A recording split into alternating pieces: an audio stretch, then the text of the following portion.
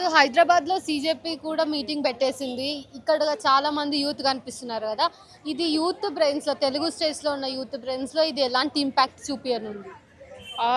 నా హోప్ ఏంటంటే దీంతో ఏవైతే మనము ఆల్రెడీ ఫేస్ చేస్తున్న ప్రాబ్లమ్స్, కాక్రోచ్ జనతా పార్టీ ఒక ఫెనామినన్గా ఎమర్జ్ అయ్యింది సిజేఐ రిమార్క్స్ వల్ల.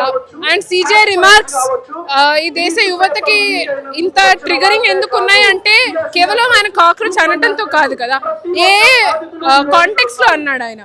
ఎప్పుడైతే నీట్ యూజీలో పేపర్ లీక్ అయి 22 lakhs స్టూడెంట్స్ ఎఫెక్ట్ అయ్యారో, ఎప్పుడైతే సియూఈటీ యూజీలో ప్రాబ్లమ్స్ ఉన్నాయి, సిబిఎస్ఈలో ప్రాబ్లమ్స్ ఉన్నాయి, సిబిఎస్ఈలో ప్రాబ్లమ్స్ ఉన్నాయి అని ఒక 17-year-old పిల్లాడు చెప్తే ఆ అబ్బాయిని కూడా యాంటీ నేషనల్ అంటున్నప్పుడు, గత 10 ఏళ్లలో 140 కంటే ఎక్కువ పేపర్స్ లో ఫ్రాడ్ కేసెస్ ముందుకు వచ్చినప్పుడు, 87 పేపర్స్ క్యాన్సిల్ అయినప్పుడు, ఈ దేశ యువతకి, తెలంగాణ యువతకి తెలిసింది వాళ్ళ ఆగ్రహాన్ని వాళ్ళు వ్యక్తం చేసుకోవడంలో కాక్రోచ్ జనతా పార్టీ ఒక ఫెనామినన్ గా ఎమర్జ్ అయింది. ఇవాళ ఇక్కడ వచ్చిన నంబర్స్ ని బట్టి కూడా మనం చూడొచ్చు. జనరల్ గా మన తెలంగాణలో విద్యార్థులు, యువత ఏ రకంగా వాళ్ళ డిమాండ్స్ కోసం పోరాడుతున్నారో కూడా మనం ఎన్నో ఏళ్లుగా చూస్తున్నాం. అది బీఆర్ఎస్ ప్రభుత్వం అయినా, కాంగ్రెస్ ప్రభుత్వం అయినా కూడా జాబ్ రిక్రూట్మెంట్ కోసం, క్యాలెండర్ కోసము, పేపర్ లీక్లకి వ్యతిరేకంగా సీట్లు పెంచాలని, ఇప్పుడు కూడా పోలీస్ ఎగ్జామ్లో 5,000 నుంచి 20,000 చేయాలి అని ఈ డిమాండ్స్ అన్నిటితోటి పోరాడుతున్న యువతకి తెలుసు మనం ఈ పార్టీల మీద, ప్రత్యేకంగా బీజేపీ వంటి పార్టీ మీద నమ్మకం పెట్టుకోలేము. ప్రజల కోసం, యువత కోసం పనిచేస్తుంది అని, మన విద్యా వ్యవస్థ కోసం పనిచేస్తుంది అని. ఏమొచ్చినా, ఏ హక్కు ఇవాళ మనకి దక్కినా అది మన పోరాటం వల్లనే వస్తుంది అని మనం అర్థం చేసుకోవటం, దాన్ని వల్ల ఇట్లా రోడ్ల మీదకి వచ్చి గలమెత్తడం చాలా మంచి డెవలప్మెంట్ అనుకుంటున్నాను నేను. కానీ Dharmendra Pradhan resignation very first step, most obvious thing అనిపిస్తుంది నాకైతే. మారల్ రెస్పాన్సిబిలిటీగా ఆయన పదవికి ఏ మాత్రం గౌరవం ఉన్నా ఎన్నో ఏళ్ల క్రితమే ఆయన రాజీనామా చేసి ఉండాల్సింది. కానీ ఆయనకు అటువంటిదేం లేదు అని తెలుస్తుంది. సో ఆ డిమాండ్ పక్కా మనం అందరం రేస్ చేయాలి. కానీ దాంతో పాటు మేము నమ్మేది ఏంటంటే, విద్యా వ్యవస్థలో ఉన్న జనరల్ ప్రాబ్లం కేవలం ధర్మేంద్ర ప్రధాన్కే అది లిమిటెడ్ కాదు. ఎవరు కూర్చున్నా కూడా ఇవాళ వాళ్ళందరి చేతుల్లో విద్య ఒక వ్యాపారంగా మారిపోయింది. వాళ్ళకి నచ్చిన బిజినెస్ మ్యాన్లకి, వాళ్ళందరి పెట్టుబడిదారుల కోసం ఒక అరీనా, ఒక కొత్త సెక్టర్గా మారిపోయింది. మల్టీ బిలియన్ సెక్టర్గా మారిపోయింది వ్యాపారం చేసుకోవడానికి. సో దానికి వ్యతిరేకంగా పోరాడాలి. ఫర్ ఇన్స్టెన్స్ పేపర్ లీక్ల గురించే నేషనల్ టెస్టింగ్ ఏజెన్సీ ఎమ్మటే సస్పెండ్ చేయాలి. ఆ నేషనల్ టెస్టింగ్ ఏజెన్సీకి పేపర్లు లీక్ చేయడం తప్ప ఏమీ రాదు అని పదే నిరూపించుకుంటుంది. సో దాన్ని సస్పెండ్ చేసి ఒక ట్రాన్స్పరెంట్, అకౌంటబుల్ బాడీ తయారు చేయాలి.